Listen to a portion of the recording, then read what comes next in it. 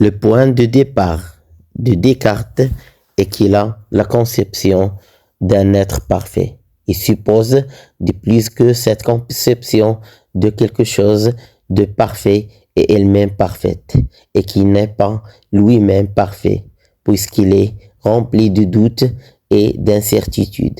En outre, il suppose que l'effet ne peut pas être plus grand que la cause. Lorsque une chose est une cause d'une autre, il est impossible d'avoir plus dans ce qui est causé que dans ce qui en est la cause, parce que sinon, ce qui est causé aurait pu venir de rien. Mais aucune chose ne peut être causée par rien. Puisque Descartes considère la conception de la perfection comme parfaite, et l'on conclut que la conception d'un être parfait ne peut être causée par quelque chose d'imparfait. Étant lui-même imparfait, il ne peut pas être la cause de cette conception. La conception parfaite de quelque chose de parfait ne peut être causée que par un être parfait. C'est pourquoi, lorsque Descartes a une telle conception parfaite d'un être parfait, cette conception doit être causée par un être parfait, c'est-à-dire Dieu. Ainsi, l'être parfait existe, Dieu existe. Un Dieu parfait ne tromperait pas l'homme. Cela nous donne confiance aux critères que voici. Tout ce qui est aussi évident que la proposition cogito ergo sum représente une connaissance certaine.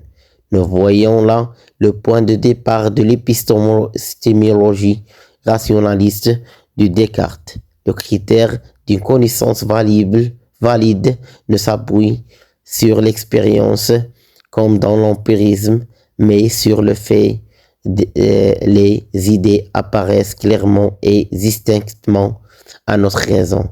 Descartes affirme qu'il est tout aussi évident pour lui qu'il existe un être pensant, l'âme, et un être étendu, la matière, qu'il existe lui-même et conscient. Descartes postule par conséquent la doctrine de l'arrêt cogitant, l'âme, et de l'arrêt extensa, la matière, comme deux phénomènes fondamentalement différents et comme les deux seuls phénomènes qui existent.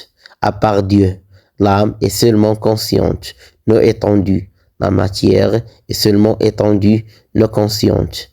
La matière se comprend uniquement au moyen de la mécanique, tandis que l'âme est libre et rationnelle.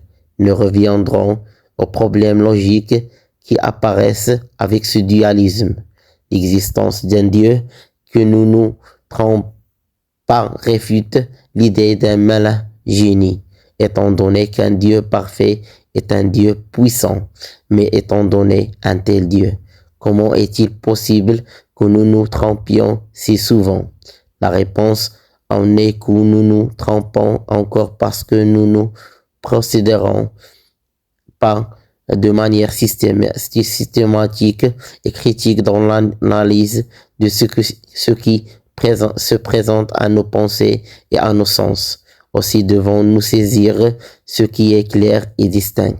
De plus, nous devons utiliser notre raison de manière critique pour distinguer entre ce qui est une croyance vraie et ce qui ne l'est pas, l'un dans l'autre. Cela veut dire que nous pouvons encore avoir confiance en notre raisonnement, ainsi qu'en nos impressions sensibles, à condition d'être critique et méthodique dans l'usage de ces sources de connaissances. Dans ce contexte, Descartes revient au type d'idées qu'il avait rejetées plus tôt comme faillibles par principe, en les reconnaissant comme utiles en pratique. Mais cette réhabilitation ne s'applique cependant pas à la philosophie antérieure. Ainsi, Descartes développe-t-il son argumentation en se demandant d'abord s'il est logiquement possible de douter des thèses philosophiques, de la perception sensible, des rêves et des raisonnements logiques, le doute méthodique, de sorte qu'il arrive finalement à l'idée réflexive comme minimum. Il est impossible de douter de son propre doute. Cogito ergo sum. Toutes les prétentions de connaissance ainsi nécessairement certaines que celles-ci doivent également être acceptées comme vraies. Descartes a ainsi découvert un critère de vérité. Il passe ensuite à la preuve de l'existence de Dieu sur la base de sa conception de la perfection, conception à laquelle il ne peut pas lui-même en tant qu'être imparfait avoir donné naissance. Dieu doit être à l'origine de cette conception. Dieu existe en tant qu'être parfait et donc ne peut pas nous tromper, ce que nous considérons au moyen d'une évaluation critique comme absolument clair et distinct doit donc être quelque chose en quoi nous pouvons avoir confiance. Par conséquent, Descartes réhabilite nos arguments théoriques et il pense aussi qu'après l'avoir mis à l'épreuve de manière appropriée au moyen de la raison, nous devrions pouvoir faire confiance au témoignage de nos sens. De cette manière, il descend de façon critique vers une fondation solide, puis trouve une nouvelle confiance critique dans notre connaissance théorique et sensible. Le critère de vérité cartésien est ainsi rationaliste, ce que la raison, ratio, atteint comme clair et distinct au moyen d'un raisonnement systématique et circonspect peut être accepté comme vrai. Les expériences sensibles devraient être soumises à une vérification par la raison. Ils inspirent essentiellement moins confiance que la raison. La majeure partie de la philosophie de Descartes est consacrée à trouver des prémices acceptables. Descartes ne va jamais jusqu'au développement d'un système strictement déductif. Au contraire de Spinoza, son successeur rationaliste qui mettra principalement l'accent sur le système déductif lui-même. Nous pouvons ajouter qu'on connaissait bien à l'époque de Descartes le doute au sujet des critères de la connaissance certaine. Le conflit entre catholiques et protestants était lié, entre autres, à la question du critère de la vérité chrétienne. Les protestants n'acceptaient pas le critère de la tradition ecclésiastique.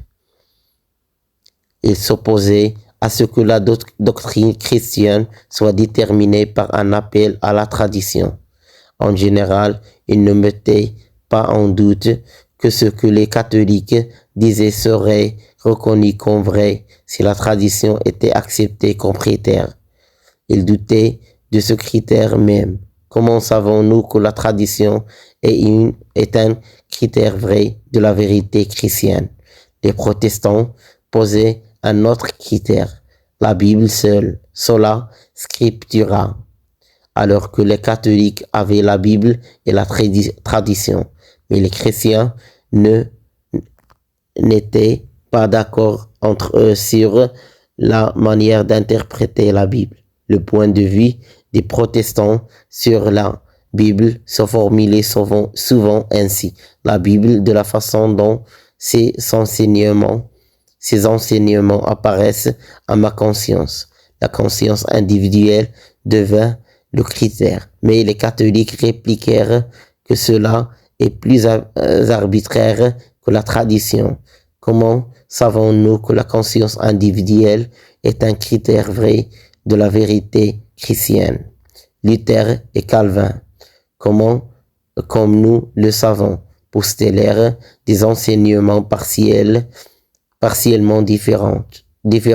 Si la conscience individuelle doit être un critère, la doctrine chrétienne ne sera-t-elle pas dissoute dans une infinité d'opinions privées et l'Église ne se dispersera-t-elle pas en une multitude de petites sectes? Ce conflit entre le protestantisme et le catholicisme conduisit à l'un des problèmes fondamentaux de la philosophie, la question de la justification du critère de la vérité.